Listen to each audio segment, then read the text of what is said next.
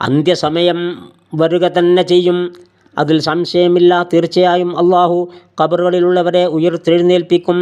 ഒരറിവും മാർഗദർശനവും വെളിച്ചം പകരുന്ന ഗ്രന്ഥവും ഇല്ലാതെ അള്ളാഹുവിൻ്റെ കാര്യത്തിൽ വാഗ്വാദത്തിലേർപ്പെടുന്ന ചില മനുഷ്യരുണ്ട്. അള്ളാഹുവിൻ്റെ സരണിയിൽ നിന്ന് ജനങ്ങളെ വ്യതിചലിപ്പിക്കുവാൻ അഹംഭാവപൂർവമാണ് അവനത് ചെയ്യുന്നത്. ഇഹലോകത്ത് അവന് അപമാനമാണുള്ളത്. പുനരുദ്ധാന നാളിൽ കരിച്ചു കളയുന്ന ശിക്ഷ അവനെ നാം ആസ്വദിപ്പിക്കുകയും ചെയ്യും. നിന്റെ കരങ്ങൾ മുമ്പ് പ്രവർത്തിച്ചതുകൊണ്ടും അള്ളാഹു തൻ്റെ അടിമകളോട് ഒട്ടും അനീതി കാണിക്കുന്നവനല്ല എന്നതുകൊണ്ടുമാണത്.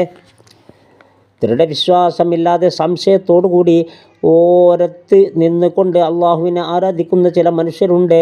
അവന് വല്ല നന്മയും കൈവന്നാൽ അതിലവൻ നിർവൃതി കൊള്ളും. നല്ല വിപത്തും പിണഞ്ഞാലോ പക്ഷം മാറുകയും ചെയ്യും. ഇഹലോകത്തും പരലോകത്തും അവൻ നഷ്ടത്തിലാണ്. അതുതന്നെയാണ് വ്യക്തമായ പരാജയം. അള്ളാഹുവിനെ അല്ലാതെ തനിക്ക് ഉപദ്രവമോ ഉപകാരമോ ചെയ്യാത്ത വസ്തുക്കളെ അവൻ ആരാധിക്കുന്നു. അതാണ് സത്യത്തിൽ നിന്നകന്ന മാർഗഭ്രംശം. ഉപകാരത്തെക്കാൾ ഉപദ്രവത്തോട് അരുനിൽക്കുന്നതിനെയാണ് അവൻ ആരാധിക്കുന്നത്. ആ സഹായി എത്ര നീചം, ആ കൂട്ടുകാരൻ എത്ര ദുഷ്ടൻ. വിശ്വസിച്ച് സൽക്കർമ്മങ്ങൾ പ്രവർത്തിച്ചവരെ താഴ്ഭാഗത്തുകൂടെ അരുവികൾ ഒഴുകുന്ന പറുദീസകളിൽ സുഖലോക സ്വർഗങ്ങളിൽ അള്ളാഹു പ്രവേശിപ്പിക്കുക തന്നെ ചെയ്യും. നിശ്ചയം അള്ളാഹു അവൻ ഇച്ഛിക്കുന്നത് പ്രവർത്തിക്കുന്നു.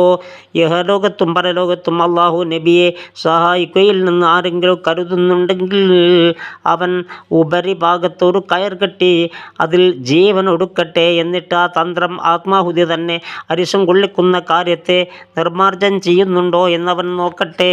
അപ്രകാരം നാം ഈ ഖുർആൻ സ്പഷ്ടമായ വചനങ്ങളായി അവതരിപ്പിച്ചിരിക്കുന്നു. നിശ്ചയം അള്ളാഹു താൻ ഉദ്ദേശിക്കുന്നവരെ സന്മാർഗത്തിലാക്കുന്നു. കപടവിശ്വാസികൾക്ക് ഐഹിക നേട്ടങ്ങൾ ലഭിക്കുകയാണെങ്കിൽ അള്ളാഹുവിൽ വിശ്വസിക്കും, ആരാധനകൾ നിർവഹിക്കും.